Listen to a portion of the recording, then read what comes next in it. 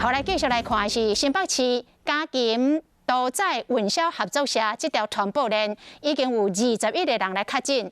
新北市政府讲，目前除了嘉金市场之外，其他批发市场拢无确诊的个案。这新北市4场大型的批发市场嘛帮摊商来做快筛甲注疫苗。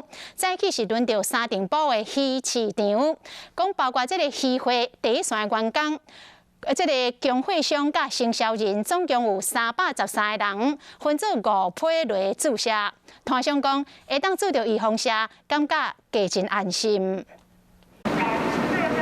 就算有真侪人又往有保持社交距离，新北市沙丁堡鱼市场的摊商但要做快筛。新北市立联合病院沙丁堡院区的机动体检队，因为新北市甲勤都在运销合作社爆出群聚感染，新北市政府决定辖区内底4个批发市场全部要快筛注疫苗。今仔日是沙丁堡的鱼市场。根据我们渔会的第一线的员工，还有供货商跟承销人，那总共我们造册就是313个人。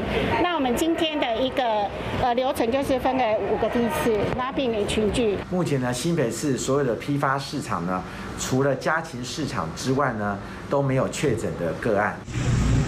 那快筛阴性，就随互摊商注疫苗，和台北市环南市场成一合遮侪89病院的方式无同。新北市直接伫现场进行。因为刚好今天也休市啊，我们而且我们的场地也比较空旷一点，比较适合，也不会造成一些太过于拥挤。这边这样也是很方便啊，那就我们工作的地方啊，当然会比较安心啊。能打就打，虽然有很多地方还没机会打。市府要赶伫今仔日进前完成大型批发市场的全面快筛和注疫苗，嘛讲中小型或者是私人的屠宰场，会以企业快筛方式，伫1礼拜内完成体检。体检的费用，农委会嘛已经答应的全部补助。